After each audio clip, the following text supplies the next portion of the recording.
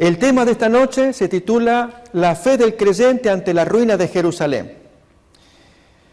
El propósito, hermanos, de estos temas es ver 5 grandes catástrofes antiguas irradiando luz.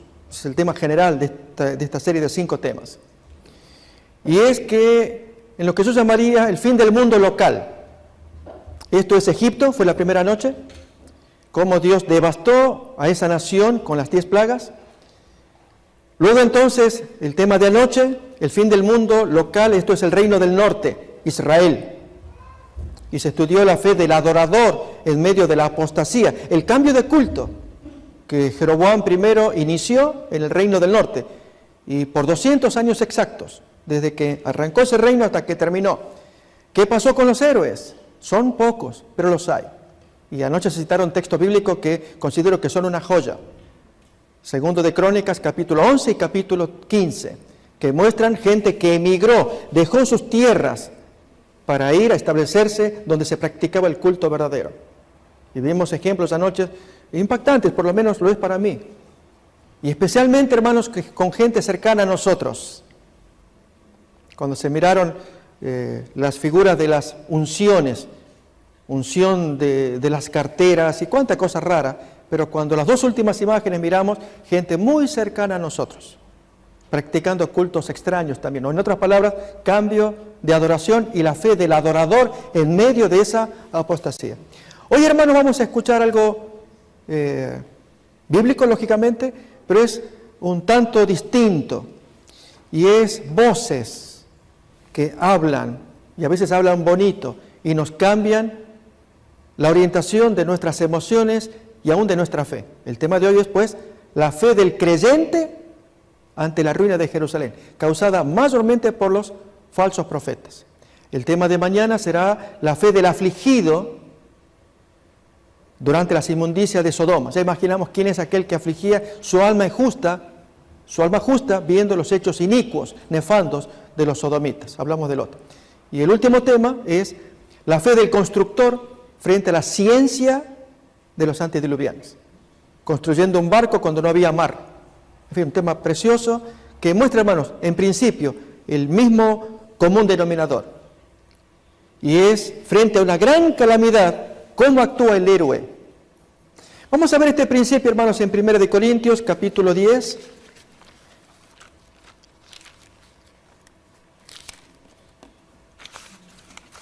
Que esto sirva como base, mis hermanos, para sostener que hay mucha enseñanza en la palabra de Dios. Deberíamos gastar tiempo en aprender los aciertos especialmente. Recordemos, en iguales circunstancias.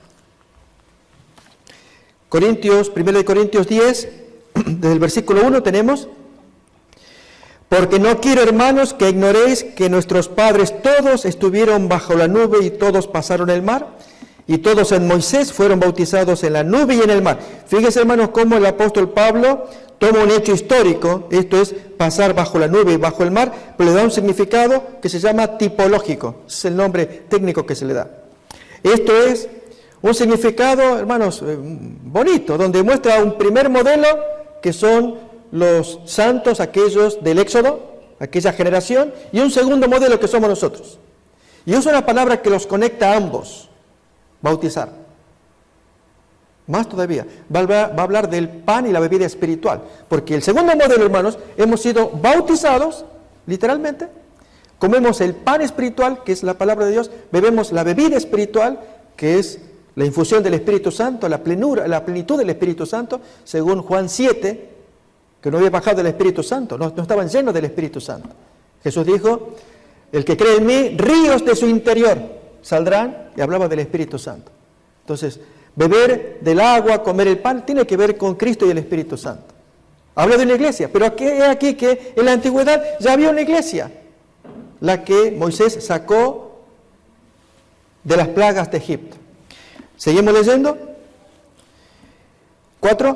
3 también. Y todos comieron el mismo alimento espiritual y todos bebieron la misma bebida espiritual, porque bebían de la roca espiritual que los seguía, y la roca era Cristo. Logramos ver ese paralelo, hermanos, entre la conducta del segundo modelo que somos nosotros, o los corintios en este caso en particular, y el primer modelo, los israelitas. ser bautizados, comer la comida, beber la bebida espiritual. Aquella gente, nosotros lo mismo también. Pero de los más de ellos no se agradó Dios, por lo cual quedaron postrados en el desierto, y va a dar ejemplos desde el versículo 7. Pero en el 6 pone la clave de la comparación. Pero estas cosas sucedieron como ejemplos. La palabra griega allí que se usa es tipo. Tipos se dice en griego. De ahí viene tipología. Tipo es un modelo. Este es el tipo de ropa que yo quiero. Este es lo típico. Es una expresión que usamos. Entonces, esos son tipos para nosotros, modelos, ejemplos de cosas buenas y cosas malas. Buenas para imitar, malas para evitar. Mas de esas cosas sucedieron como ejemplos para nosotros, para que no codiciemos cosas malas como ellos codiciaron. Y viene a continuación la comparación entre los dos modelos, tipo y antitipo. No seáis idólatras, vosotros el segundo modelo. Como algunos de ellos, el primer modelo lo fue, según está escrito, se sentó el pueblo a comer y a beber y se levantó a jugar. No forniquemos, nosotros el segundo modelo. Como algunos de ellos, el primer modelo fornicaron y cayeron en un día 23,000. Y así da ejemplo tras ejemplo. Comparar entre tipo y antitipo. Primer modelo y segundo modelo. Concluye en el versículo 11, y estas cosas les acontecieron como ejemplo y están escritas para amonestarnos a nosotros, a quienes han alcanzado los fines de los siglos. Ya estamos al borde, aprendamos lecciones del primer modelo. Y hermanos, en el primer modelo se estudió anteanoche, que hermanos, yo desearía que lo escuchen. Yo sé que hermanos vinieron y otros que no lo pudieron escuchar. Porque la hermana White trae mensaje muy duro. Y es lo siguiente. Éxodo 4, 5 y 6 se miró en la primera noche. Y hago un pequeño resumen, por la parte más importante del tema, que es el tiempo de angustia. Y es que en Éxodo 4 Dios le da la orden a Moisés que emprenda camino, y después de varias peripecias que ocurren, encuentra a su hermano, a los ancianos, y delante de los ancianos, de su hermano y del pueblo, hace las señales y la gente cree, este es nuestro Salvador, Dios, a través de Moisés. Y el texto dice que inclinaron y adoraron, felices todos. A continuación viene el tiempo de angustia previo a las plagas. Las plagas ya van a venir desde el capítulo 6, 7 en adelante, comienzan. Pero entonces el 5, cuando Moisés va a interceder y hablar con el faraón, faraón aprieta. ¿Y qué reciben en lugar de liberación? Azotes, muy duros. Recordamos que el texto dice que debían producir la misma cantidad de ladrillos, pero esta vez con un trabajo adicional, buscarse la paja, porque de ociosos hablaban como hablaban. Buscarse paja y producir la misma cantidad a estos pobres israelitas, y latigazos porque no producían. Y se hizo la comparación, hermanos, que antes de las plagas el pueblo de Dios sufrirá latigazos que no tienen comparación con aquellos primeros o reales latigazos que sufrió el pueblo israelita. Yo dije que aquellos latigazos serían música dulce, expresiones que usé, y agrego, serían caricias comparado con lo que se va a venir. ¿Y qué es, hermanos? No voy a repetir acá, hermanos. La hermana Juan lo dice en el capítulo El tiempo de angustia y el conflicto de los siglos. Deberíamos leer. Tremendo, tremendo. Que, hermanos, aquello es realmente una caricia, lo que sufrieron los israelitas, porque no producían a tiempo lo que se les pedía, los ladrillos. Bueno, este es el propósito de los temas. Que al comparar los modelos saquemos lecciones para nosotros, a quienes han alcanzado los fines de los siglos, en igual circunstancia. El fin del mundo de Egipto, y que hicieron los héroes, fin del mundo local, recordemos, es una expresión para decir que ahí se terminó Egipto, fue devastada. Así el reino del norte, que fue anoche, Israel, y hoy el tema de Jerusalén. También destruida por Nabucodonosor, y qué hicieron los héroes frente a una gran calamidad. Así también nosotros, ¿qué hacemos frente a una gran calamidad? ¿Se entiende, hermanos, el propósito de los temas? Por eso las catástrofes antiguas irradiando luz. Vamos a ver, hermanos, las diapositivas que nos van a ilustrar. Aquí tenemos el título, La fe del creyente ante la ruina de Jerusalén, y nos sirve una ilustración de la mitología griega, que ya escuchamos en alguna ocasión, pero que viene a cuento por el tipo de tema, y es tener cuidado con las cosas que vamos a escuchar. Fijémonos, hermanos, aquí estamos mirando a Ulises. ¿Vemos allí en la imagen? que está encadenado, atado, ahí está, por sus marineros, sus soldados que estaban regresando victoriosos de una guerra. La guerra de Troya, según cuenta la mitología, debían llegar pronto a su destino, su patria, que estaba siendo amenazada por los cortesanos.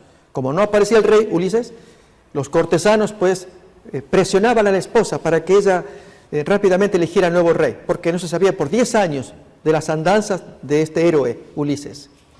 Y en el afán de acelerar el retorno, debían atravesar un lugar sumamente peligroso. ¿Cuál era? La isla de las Sirenas, que quien atravesaba allí no quedaba con vida. Y efectivamente allí la mujer pez también, las sirenas están observando el barco que se está aproximando de Ulises. Y es aquí que entonces Ulises sabía del peligro que iba a atravesar al atravesar esa isla. Los marineros negándose, pues le dicen, la única forma que si tú quieres para que guardemos camino, esas mujeres nos van a matar, son antropófagas, comen carne humana. No hay forma de eludirlas. Él dice, yo lo voy a hacer. Y entonces lo atan al mástil y queda con sus ojos y oídos descubiertos. Y el resto de sus marineros, pues navegando, y mientras van atravesando allí la playa de la isla, la bruma que se cierne, y entonces no logran mirar, pero sí Ulises oye. Y ahí aparecen entonces estas mujeres tramposas, atrayendo con sonidos al héroe. ¿Y qué es lo que dicen? Simulan la voz de la esposa, Penélope, y la voz del hijo, Telémaco. Y gritan, Ulises, te estamos mirando, socórrenos, estamos aquí. Y fue terrible, Ulises no creía que su familia estuviera presa en la isla. Y él grita, sáquenme de acá. Cuando allí ya no puede, y entonces las sirenas pues cada vez emitiendo más las voces en la penumbra, y él creyendo que eran realmente su esposa e hijo. Pero él se salvó porque estaba atado. Y mientras el barco navegaba y los marineros cerrando ojos y oídos manejaban, al cabo de millas, allí ya Ulises exhausto ordena que regresen todos, y allí los marineros le hacen cuenta de que había sido una trampa. Hoy, mis hermanos, estamos atravesando una situación similar. Hay muchas tentaciones, en algunos casos irresistibles, que apelan a nuestros oídos y a nuestros ojos, a nuestros sentidos. Y hay una cita oportuna del Espíritu de la Profecía en el Conflicto de los Siglos que dice que ¿quiénes serán aquellos que negarán sus sentidos para creer a la sola palabra de Dios? Y de eso trata el tema de esta noche, hermanos. Cuando miremos cómo los sentidos de aquellos héroes, el primero de ellos fue Jeremías en la destrucción de Jerusalén, y unos pocos que se salvaron, y la mayoría sentidos que fueron extraviados por un canto de sirenas, los falsos profetas. Y ver en ello luego, hermanos, el paralelo con nuestro tiempo. Vamos a mirar, increíble. Anoche miramos imágenes que muestran cómo Satanás envió sus propios emisarios. Y decimos, como adventistas yo estoy protegido. No están así, hermanos. Si no estamos protegidos por la palabra de Dios, anoche vimos un ejemplo. La última diapositiva, quienes miraron anoche. No voy a repetirlo. Sorprende, que no esperaba, y ahí está también. Contagiados de lo que sería un virus que cada vez va penetrando en hermanos, pastores y congregaciones. Bien, hermanos, con esta ilustración vamos a ver en la historia de los reyes. Esta fue una lámina que se vio anoche también. Los reyes de Judá y de Israel. Hay una lista de reyes de Israel. Hoy queremos ver los de Judá. Recordemos, son dos reinos. El reino del norte, que se estudió anoche, duró 200 años, y el reino del sur. En el reino del sur, hermanos, se mantuvo la palabra de Dios. Hubo grandes hombres nobles. Vemos aquí algunos ejemplos. Si nos acordamos de David, que fue el primer rey, que se reconoce como tal, el otro Saúl, él inició la monarquía, pero Dios lo desechó. Y luego entonces tenemos a Salomón, y entonces se divide el reino con su hijo Roboam. Roboam y Jeroboam, reino del norte, reino del sur. Roboam, Abías, Asa fue un muy buen rey, al final se descaminó, muy triste el descamino que tuvo este señor, Asa. Josafat, excelente rey, precioso. Joram, Ocosías. Joás fue buen rey, mis hermanos. Amasías, Osías, Jotam, Ahaz, Ezequías, precioso rey. Manasés, su hijo, fue terrible. Amón, Josías, precioso rey, que inició una reforma. Y luego entonces tenemos los reyes finales. Y nos queremos quedar con uno de ellos. Justamente, ¿cuál podría ser? Si se viene el fin del mundo de Jerusalén, pues estudiemos. Sería Sedequías y la gente que lo acompañó. ¿Qué hizo Jeremías? Él presenció la destrucción. Él fue la voz de Dios. Era la Biblia en los días del fin del mundo de Jerusalén. ¿Se entiende la expresión?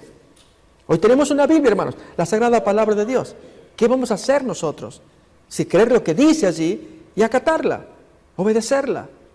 Y aquellos otros que, aún teniendo su Biblia, la tuercen, y discernimiento para entender esas torceduras de la palabra de Dios. Aquí, hermanos, una imagen que tenemos del enfrentamiento que tuvieron Jeremías y el rey Sedequías. Un hombre que no se definía por la palabra de Dios. Él estaba en el medio de dos flancos, la segura palabra de Dios, Jeremías, y los falsos profetas. Vamos a ver ejemplos de algunos de ellos y la reacción de la gente también. Estaban confundidos. Hoy en nuestros días, hermanos, por vía de paralelo, está pasando algo similar. Y nuestra misión es predicar la palabra y aún atraer a cuantos hermanos, adventistas o no importa el nombre adventista, es atraer a gente al redil de Cristo. Y si están confundidos al leer la palabra de Dios, que tengan luz y puedan discernir cuál es la voluntad del Señor. Voy a invitar, hermanos, para que vayamos entendiendo el sentir de Jeremías, algunos textos de la Biblia que muestran cómo sufrió este hombre, cuál fue el plan de Dios para Jeremías. Recordemos, fue el último gran profeta que tuvo Jerusalén antes de su tremenda destrucción por Nabucodonosor. Abrimos pues la palabra de Dios en el capítulo 16, una orden de Dios: tú serás soltero.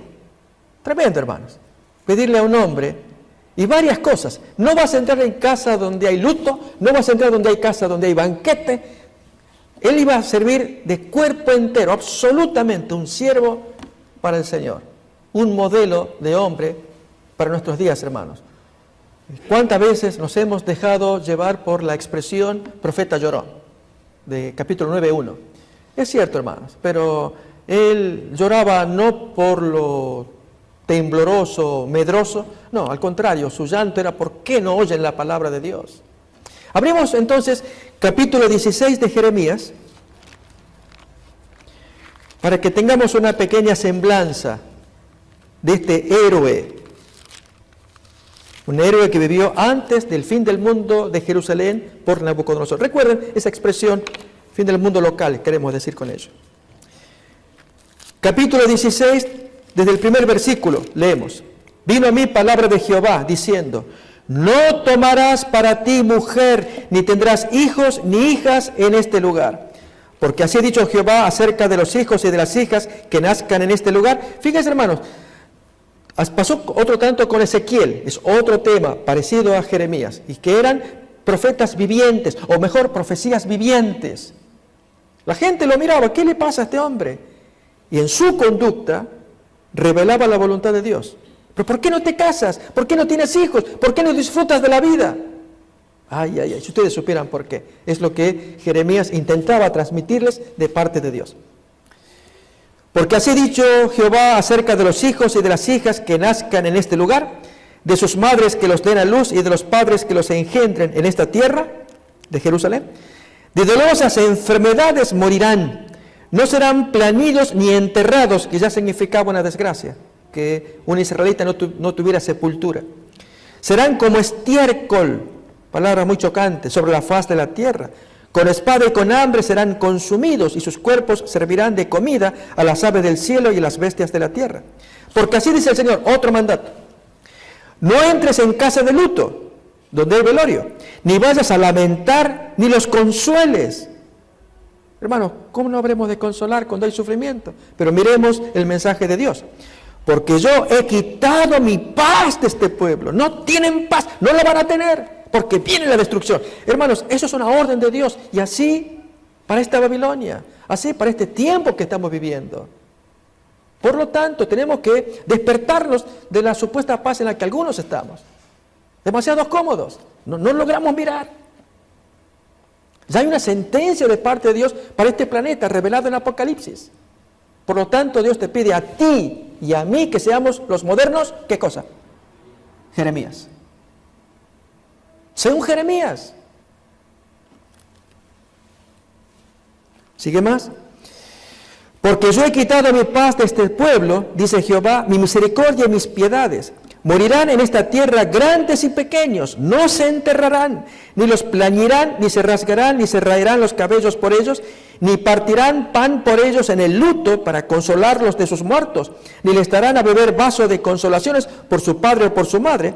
Cuando a veces vamos a los velatorios, el servicio del funeral así de la gente, amablemente ponen comida, bebida, ¿sí o no? Hace poco nos pasó, y amablemente, muy amables, esa gente ofrecen allí para que los que están de luto, los amigos y demás, pasemos un momento pasable. Acá dice Dios, no, nada de eso, para que ellos vayan sintiendo la calamidad que se viene. Asimismo, no entres en casa de banquete, ahora al revés, donde hay alegría, para sentarte con ellos a comer y a beber. Hermanos, ¿alguien va o le gustaría aceptar la invitación a un banquete? Vamos a celebrar el cumpleaños de la quinceañera y te invitan.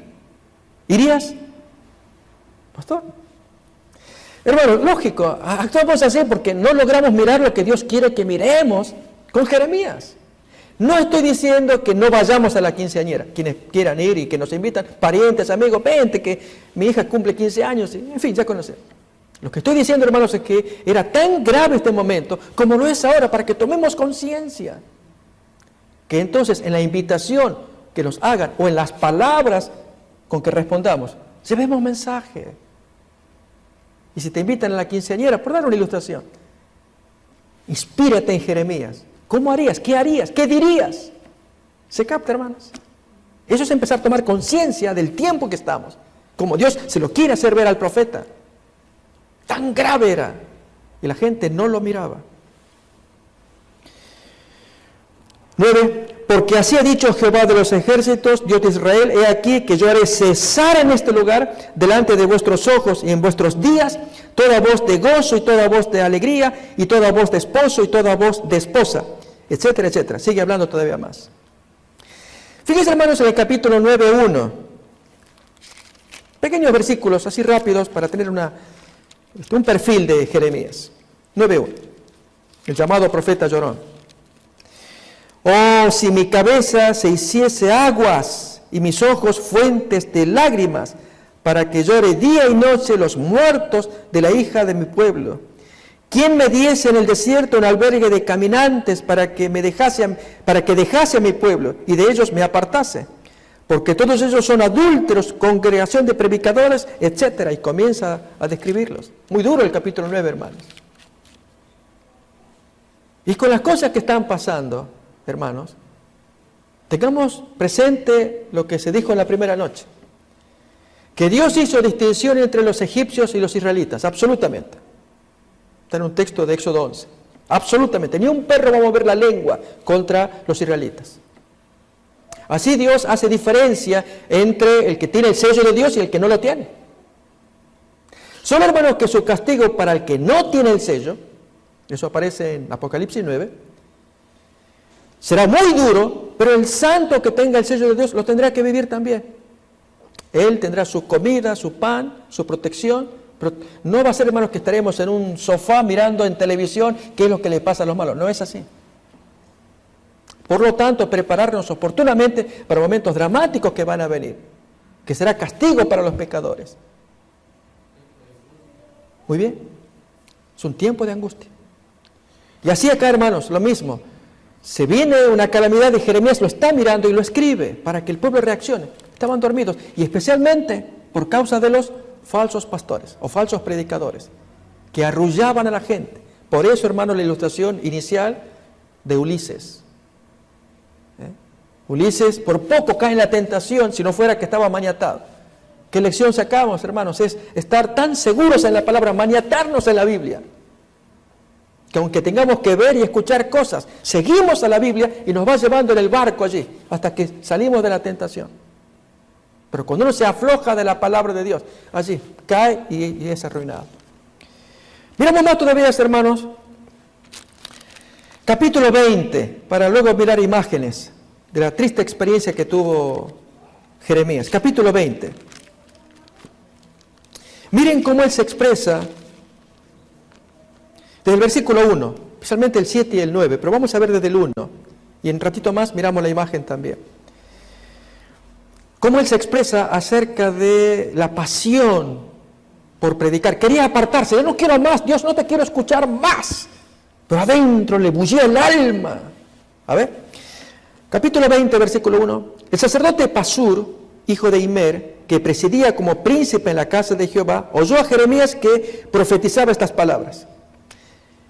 Y azotó Pasur, hermano, ahí empezamos mal, era el sacerdote, así los falsos profetas. Azotó Pasur al profeta Jeremías y lo puso en el cepo que estaba en la puerta superior de Benjamín, la cual conducía a la casa de Jehová. Y al día siguiente Pasur sacó a Jeremías del cepo. Le dijo entonces Jeremías, Jehová no ha llamado tu nombre Pasur, sino, y ahí da el nombre en hebreo, Magor Misabib, terror por todas partes, el nuevo nombre que Dios le da a este señor. Porque así ha dicho Jehová, he aquí haré que seas un terror a ti mismo y a los que bien te quieren, que van a lamentar haberte conocido. Hermanos, imaginemos lo que es ser terror para un ser amado. Pues eso fue lo que le pasó a un bebé durante el asedio, la segunda destrucción de Jerusalén, del año 70. Esto lo va a contar Josefo, para que se cumpla Deuteronomio capítulo 30, que te asediarán y tú misma mirarás con malos ojos a tus amados, y de ellos te servirás para comerlos. De la antropofagia que hizo la mamá, de nombre María, de su hijito, porque faltaba la comida, y se cumplió el texto de la maldición de Deuteronomio, que por no obedecer el mandato de Dios te va a pasar esto y lo otro, y entre esos mirarás con malos ojos en los días del hambre. A ver, hermanos, déjenme que lo ilustre. Imagínense que llega a haber hambruna y alguno de ustedes está bastante, en fin, como para que despierte la codicia de, aquí yo ya veo que puedo comer. ¿Se imaginan? Así pasó en los días del asedio del Imperio Romano, que miraban con codicia a su esposo, a su esposa, para poder comérselo. Y así María, esta señora, se comió a su hijo. Era el terror. Se cumple acá el texto, hermanos, de este señor, terror para sus amados. Seguimos leyendo. Y caerán por la espada de sus enemigos y tus ojos lo verán. Y a todo Judá entregaré en manos del rey de Babilonia y los llevará cautivos a Babilonia y los matará a espada. Paso al 7. Me sedujiste, oh Jehová, y fui seducido. Más fuerte fuiste que yo y me venciste. Cada día he sido escarnecido, cada cual se burla de mí. Por cuantas cosas o por cuantas veces hablo, yo grito, digo, violencia y destrucción, porque la palabra de Jehová me ha sido por afrenta y escarnio cada día, como sufría Jeremías predicando. Y yo dije, no me acordaré más de él, no quiero saber más de Dios, ni hablaré más en su nombre. No obstante, había en mi corazón como un fuego ardiendo, metido en mis huesos. Traté de soportarlo, pero no pude. Había un fuego, hermanos. Ese fuego quisiera Dios que hubiera en nuestros corazones, por hacer conocer el fin que se viene. Y en la forma en cómo nos movemos, actuamos, hablamos, podemos ser suaves, pero bien contundentes, que la gente mire que hay un fin que se viene. Este es Jeremías. Vamos a ver la imagen a continuación. Cuando el profeta Jeremías reprocha a Sedequías. Recordemos que estamos en los últimos 11 años del gobierno de Sedequías. Y allí con mano firme, dura, lo amonesta para que él oiga la voluntad de Dios. Como consecuencia de ello, hermanos, aparecen los profetas de ese tiempo que hablan con Jeremías. ¿Qué está pasando? Entonces él les dice, Dios manda esto, y esa gente no quería escuchar, son los falsos profetas. Como consecuencia de ello, hermanos, ahí es cuando lo toman preso, estamos en el capítulo 20, ¿Y qué hacen? Le ponen un cepo. Y tú te vas a callar, no vas a decir, no vas a hablar mal. Hermanos, está duro que este hombre tuviera que sufrir semejante cosa por predicar la palabra de Dios. Es lo que tenemos ahora, vamos a buscar.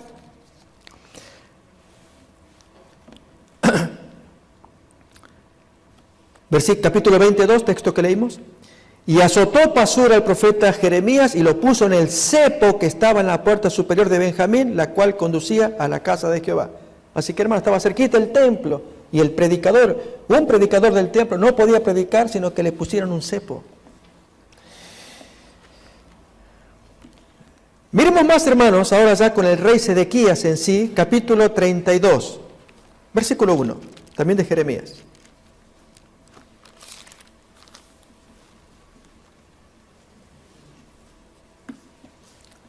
(32:1).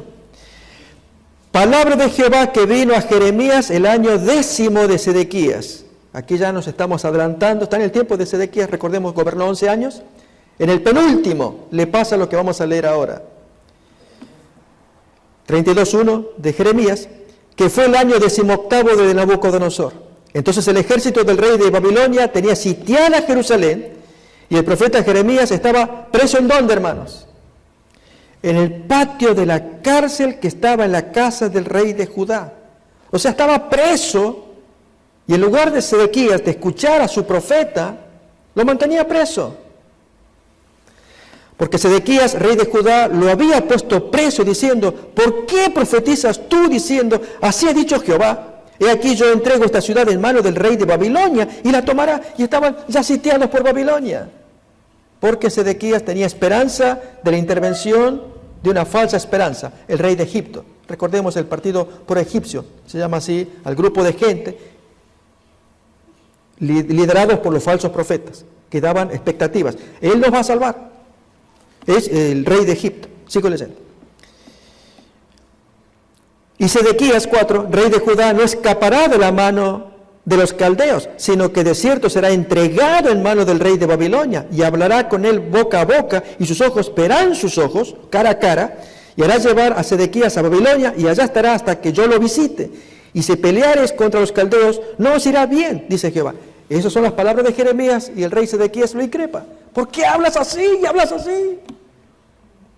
Voy a invitar, hermanos, a que miremos otra vez acá esta imagen, y es el momento en que Sedequías, lanzado al patio, a una mazmorra, fíjense, hermanos, que había barro, el hombre cómo sufría, y allí sufriendo él su desesperación, nadie tenía misericordia.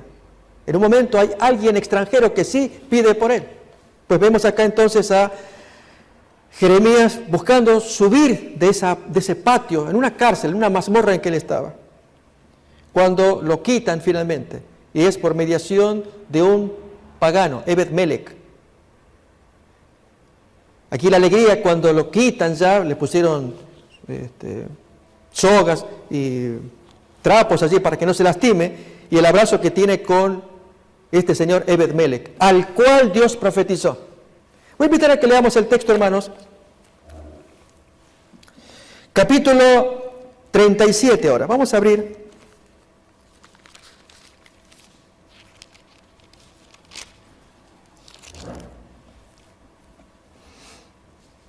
Desde el versículo 1. En lugar de Conías o Jeconías, hijo de Joacim, reinó el rey Sedequías, hijo de Josías, o sea, el tío, al cual Nabucodonosor, rey de Babilonia, constituyó por rey en la tierra de Judá. Pero no obedeció él, ni sus siervos, ni el pueblo de la tierra a las palabras de Jehová, las cuales dijo por el profeta Jeremías. Y envió el rey Sedequías a Jucal, hijo de Selemías, y al sacerdote Sofonías, hijo de Maasías, para que dijesen al profeta Jeremías, ruega ahora por nosotros a Jehová nuestro Dios. Fíjense, hermanos, cómo este hombre vive a dos puntas. Este Sedequías lo manda preso y luego le pide, haz oración por mí a Dios. Sácame de acá entonces. Es lo que naturalmente debía haber escuchado. 4. Y Jeremías entraba y salía en medio del pueblo, porque todavía no lo habían puesto en la cárcel, ahora lo van a poner. Y cuando el ejército de Faraón había salido de Egipto y llegó noticia de ello a oídos de los caldeos que tenían sitiada Jerusalén, se retiraron de Jerusalén. Entonces vino palabra de Jehová al profeta Jeremías diciendo: así ha dicho Jehová, Dios de Israel, diréis así al rey de Judá, que os envió a mí para que me consultaseis.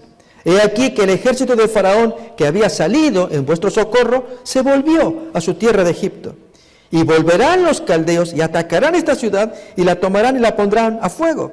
Así dice el Señor. No os engañéis a vosotros mismos, diciendo: sin duda ya los caldeos se apartarán de nosotros, porque no se apartarán. Es decir, la palabra de Jeremías era firme. Él había profetizado la destrucción por Nabucodonosor. Y aconteció que cuando el ejército de los caldeos se retiró de Jerusalén a causa del ejército de Faraón, entonces cobra valor el partido proegipcio. Reitero, el ejército babilonio se retira, y entonces contentos los enemigos de Jeremías. Salía Jeremías de Jerusalén para irse a tierra de Benjamín, para apartarse de medio de ese pueblo tan incrédulo. Y cuando fue a la puerta de Benjamín, estaba allí un capitán que se llamaba Irías, el cual apresó al profeta Jeremías: tú te pasas a los caldeos. Tú viste, tu profecía no se cumple. ¿Viste cómo se fueron? Porque vinieron los egipcios, que son nuestros aliados. ¿Se entiende? Y los príncipes se airaron contra Jeremías y lo azotaron y le pusieron en prisión en la casa del escriba Jonatán, porque le habían convertido en cárcel. Entró pues Jeremías en la casa de la cisterna y en las bóvedas, y habiendo estado allí Jeremías por muchos días, el rey Sedequías envió y lo sacó, y le preguntó el rey secretamente en su casa y dijo: ¿hay palabra de Dios? Otra vez, consultando por Dios, un hombre que iba y venía. Y Jeremías dijo: sí que la hay. Y dijo más: en manos del rey de Babilonia serás entregado. Dijo también Jeremías al rey Sedequías: ¿y en qué pequé contra ti y contra tus siervos y contra este pueblo para que me pusieseis en la cárcel? Dice Jeremías. ¿Y dónde están vuestros profetas que os profetizan diciendo: no vendrá el rey de Babilonia contra vosotros ni contra esta tierra? Ahora pues, oye, te ruego, oh rey, caiga ahora mi súplica delante de ti y no me hagas volver a casa del escriba Jonatán, para que no muera allí, miserablemente, en una cisterna. Hermanos, finalmente vuelve otra vez Jeremías, pero va a volver, estuvo en una cárcel, ahora va a una cisterna. Y es la escena que estamos mirando de Bet-Melech. Esto está en el capítulo 38. Fíjense, hermanos, voy a invitar a que leamos poquitos versículos para tener idea de esa imagen que estamos presenciando ahí. Una imagen preciosa. Un pagano tuvo que compadecerse del siervo de Dios. No así los hijos del pueblo, los hijos de Dios. Leemos versículo 3, 38:3. Así ha dicho Jehová: de cierto será entregada esta ciudad en manos del ejército del rey de Babilonia, y la tomará. Y dijeron los príncipes al rey: muera ahora este hombre. Y me detengo acá, hermanos. ¿Saben? A este lado de la historia nos resulta fácil entender las idas y venidas. Y es que había dos grandes pensamientos. Era Jeremías, al cual decían que se pasó a los caldeos. Él defendía la postura de entregarse a Nabucodonosor, de rendirse. Capítulo 29, ahí decía: ustedes vayan allá y edifiquen casa, crezcan, produzcan hijos, dense al matrimonio, rueguen por esa ciudad, y en la paz de ustedes, en la paz de la ciudad tendrán paz ustedes. ¿Se acuerdan? Eso está en Jeremías 29. Pero el partido enemigo, el pro-egipcio, tenía esperanza en que los egipcios ayudaran. Y allí entonces, hermanos, dos voces, y el pueblo tener que decidirse entre la voz del Señor y esta voz del canto de las sirenas, que hablan al oído. Y nadie quiere sufrir. El pueblo no quería sufrir a manos de Nabucodonosor, y tenía confianza que los egipcios nos vinieran a socorrer, pensaban ellos. Y Sedequías en el medio. Hoy, hermanos, estamos viviendo algo similar. Hay una voz firme en la Biblia, pero hay voces que ya vamos a ver en un ratito más. Por eso es tan importante, hermanos, que el aferrarnos a la palabra, leerla, beberla, comerla, Dios nos ayudará a discernir cuánta cosa rara está produciéndose en nuestros tiempos actuales. Dije que a esta altura de la historia, miramos para atrás, es fácil mirar los movimientos. Así va a ser, hermanos, cuando después de la venida de Cristo durante el milenio, miremos para acá Y digamos, qué fácil que era, pero ¿por qué no lo miramos en esos días? Ese es el punto. ¿Por qué me cuesta entenderlo hoy y aceptarlo o creerlo? Retomamos. Estamos en el capítulo 38.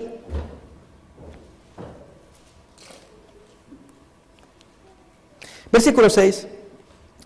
Entonces tomaron ellos a Jeremías y lo hicieron echar en la cisterna de Malquías, hijo de Amelec, que estaba en el patio de la cárcel, y metieron a Jeremías con sogas. Y en la cisterna no había agua, sino barro, y se hundió Jeremías en el barro. Y oyendo Ebed-Melech, hombre etíope, eunuco de la casa real, que habían puesto a Jeremías en la cisterna, y estando sentado el rey a la puerta de Benjamín, Ebed-Melech salió de la casa del rey y habló al rey diciendo: mi señor el rey, mal hicieron estos varones en todo lo que han hecho con el profeta Jeremías, al cual hicieron echar en la cisterna, porque allí morirá de hambre, pues no hay más pan en la ciudad. Entonces mandó el rey al mismo etíope, Ebed-Melech, diciendo: toma en tu poder 30 hombres de aquí y haz sacar al profeta Jeremías de la cisterna antes que muera. Y tomó Ebed-Melech en su poder a los hombres y entró a la casa del rey debajo de la tesorería y tomó de allí trapos viejos y ropas raídas y andrajosas y los echó a Jeremías con sogas en la cisterna. Y dijo el etíope Ebed-Melech a Jeremías: pon ahora estos trapos y ropas raídas y andrajosas bajo los sobacos, debajo de las sogas. Y así lo hizo Jeremías y así fue rescatado. Imagen que mirábamos hace un momento. Un héroe. Y hermanos, que haya palabra de Dios de parte del Señor para Ebed-Melech, sí la hay. Dios profetiza algo maravilloso, que Ebed-Melech, él sí podría disfrutar de la bendición del Señor. En un momento más muestro el texto. Quiero volver otra vez a las imágenes.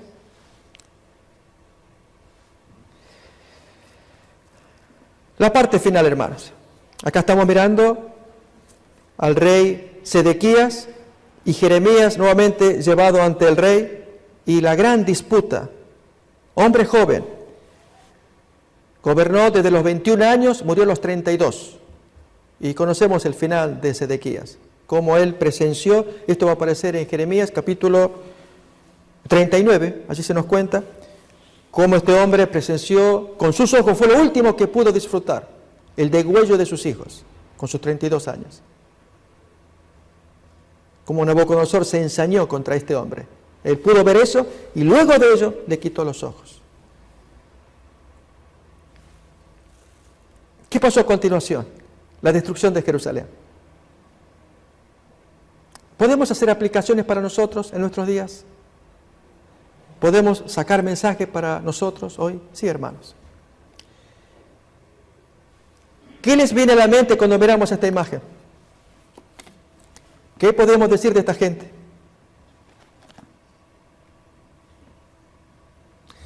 Hermanos, hay muchos falsos predicadores, falsos pastores, que ellos llenan su dinero. Tal vez, incluso en la siguiente diapositiva, voy a poner fotos y nombres. Y quiero aclarar, de ningún modo el propósito de estas lecciones, de estos estudios, es hablar mal necesariamente de alguien, sí de algo, que es un fenómeno. Y aparecen nombres. Y las historias de ellos uno las puede rastrear, en fin. Pero el fenómeno, el hilo conductor de cada uno de ellos, en una diapositiva va a aparecer la clave. Así que no es tanto identificar a fulano o a mengano, oh mira a sutano, y acá perengano. Este pastor contra todo está. No se trata de eso, hermanos. Es que todos ellos tienen un común denominador. Ese común denominador es el que queremos investigar. En una lámina ya va a aparecer. Ahí están los diferentes nombres. ¿Sí, hermanos? Honestamente no me interesa señalar el individuo en particular, sino el texto que aparece citado allí. Falsos maestros que introducirán herejías destructoras. Muchos seguirán sus disoluciones y el camino verdadero será blasfemado y por avaricia explotarán a la iglesia con palabras engañosas. Segunda de Pedro, capítulo 2. Aquí está, hermanos, lo clave de muchos de ellos. 1000 maneras de manipular y robar.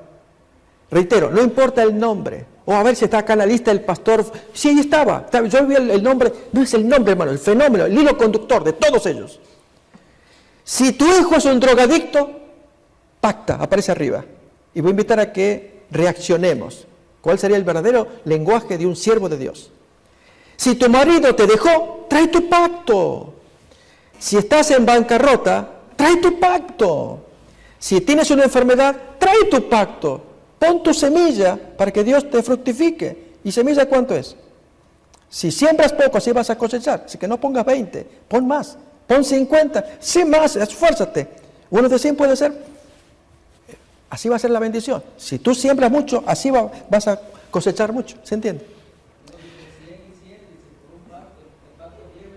Oh, pacto viejo y pacto nuevo. El hermano ya conoce por alguna experiencia. Pero hermanos, el punto es, si este es el típico lenguaje de mucha gente que saca dinero, y recuerden la imagen que cómo él se llenó de gloria, se derramó la gloria. ¿Recuerdan esa primera imagen que miramos?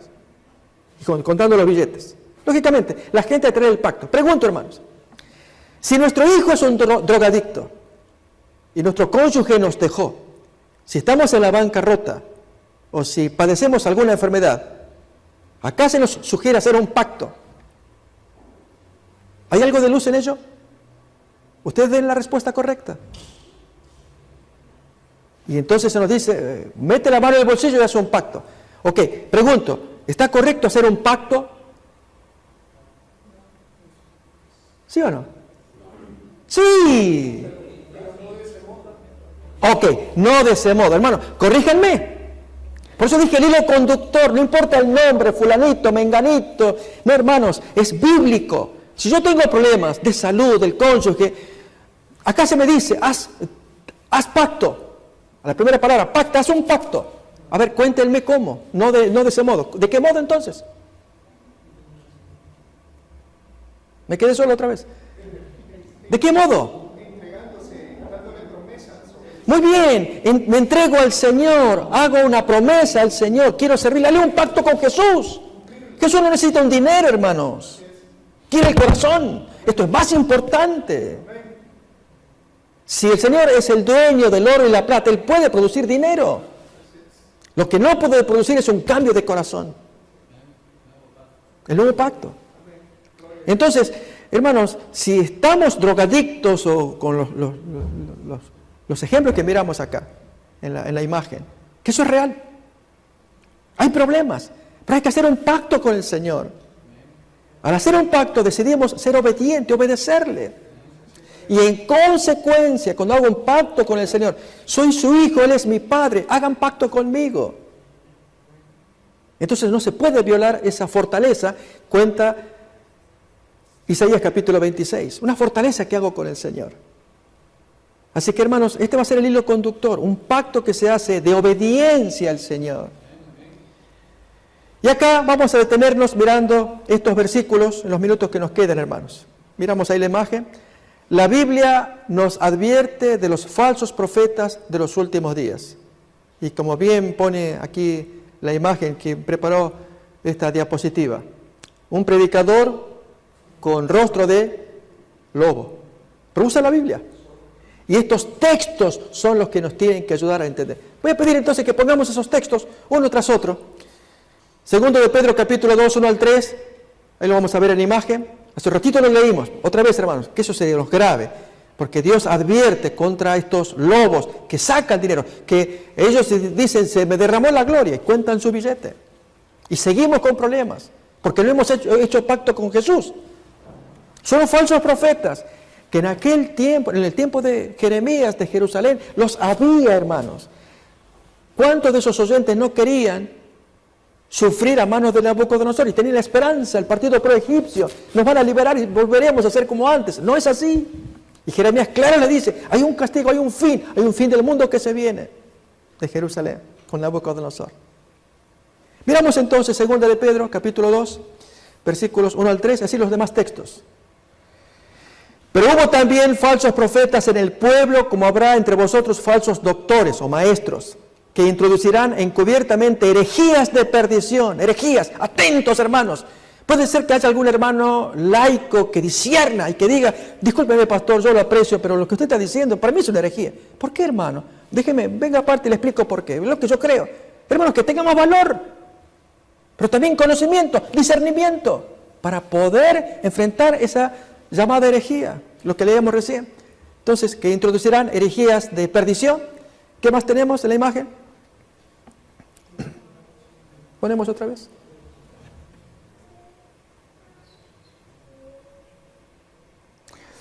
Y negarán al Señor que los rescató, atrayendo sobre sí mismos perdición rápida. Noten, hermanos, niegan al Señor, porque al traer un pacto de dinero, como hace rato escuchábamos, se niega al Señor. En lugar de hacer pacto con Él, estoy haciendo pacto con ese predicador de turno, al cual le doy un dinero, porque Dios no está pidiendo dinero. Siguiente versículo. Vamos a Mateo capítulo 7, versículo 15. Miremos ese texto también, hermanos.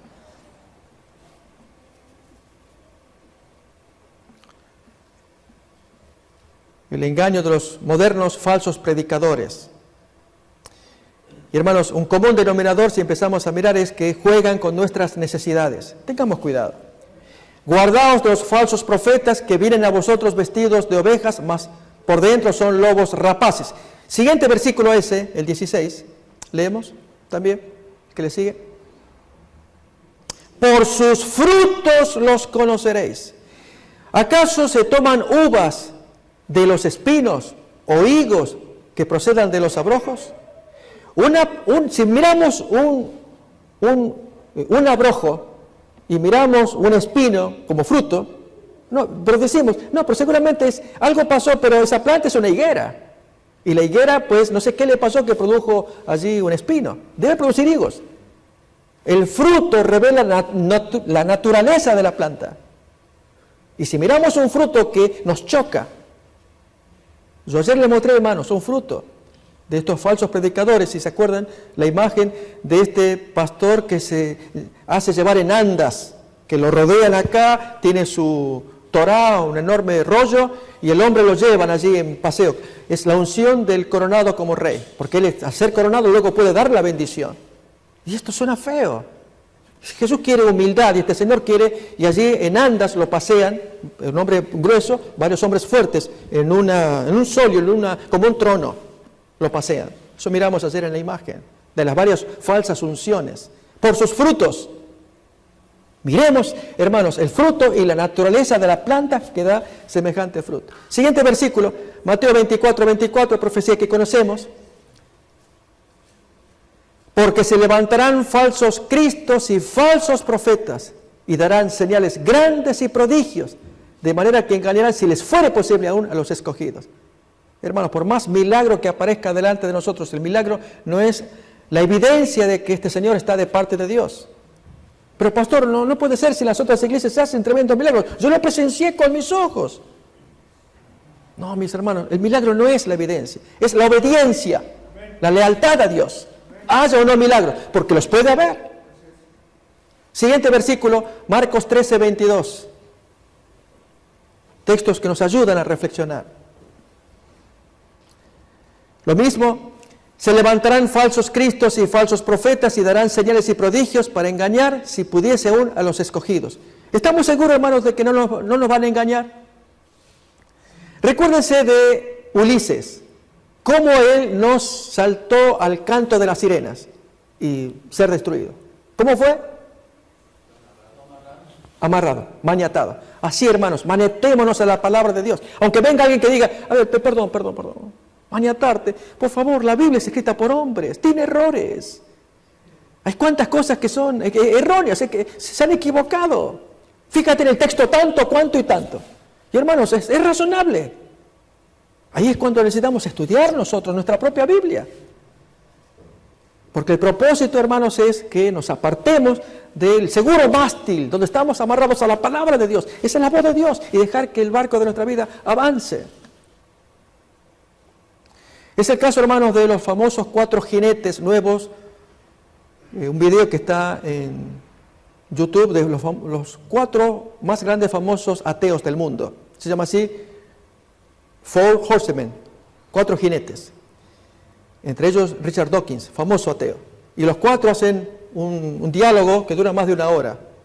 Y hermanos, en algunos casos parece persuasivo, pero hay críticas bien hechas de gente que miró el video y algunos que se sienten avergonzados, ateos, mirando a esta gente que no están, por puro criticar, no están bien documentados. Cuento esto, hermanos, porque a veces nos ponemos a mirar material y Dios dice, estúdiame bien mi barco primero, el mástil, después te vas a meter a escuchar a ver si hay canto de sirena, pero primero esto. Y nosotros, hermanos, no estamos ni amarrados, empezamos a escuchar cantos, teorías, y así nos va también. Siguiente texto, 1 de Juan, capítulo 4.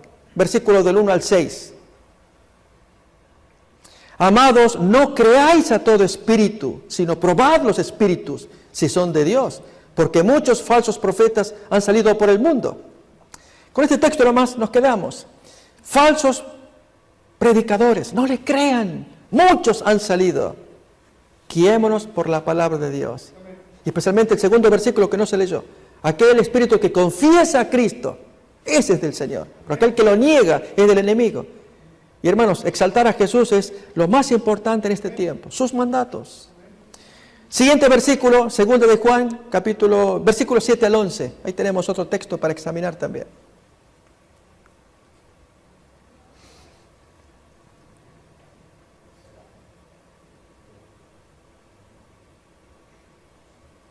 Textos que son conocidos, pero para refrescarnos. Dios nos ama, no estamos solos, mis hermanos. Jeremías no estaba solo. Porque muchos engañadores han entrado en el mundo, los cuales no confiesan que Jesucristo ha venido en carne. Este tal es el engañador y aún el anticristo. Y el último texto, hermanos, que vamos a mirar, 2 de Timoteo 3:5. El 4:3 habla de los que tienen comezón de oír, pero vamos a ver el 3:5 también.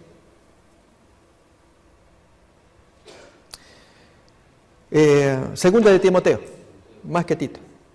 Ahí miramos.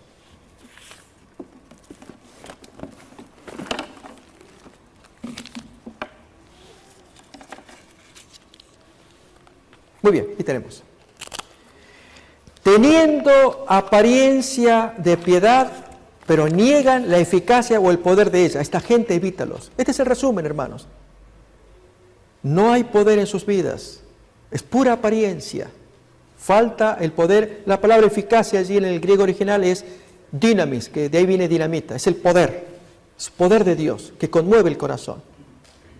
Sí aparecen ellos fastuosos, sus iglesias, sus adornos, escenarios, sus propuestas, el dinero, etc. Pero adentro, para cambiar el corazón, ese poder está faltando.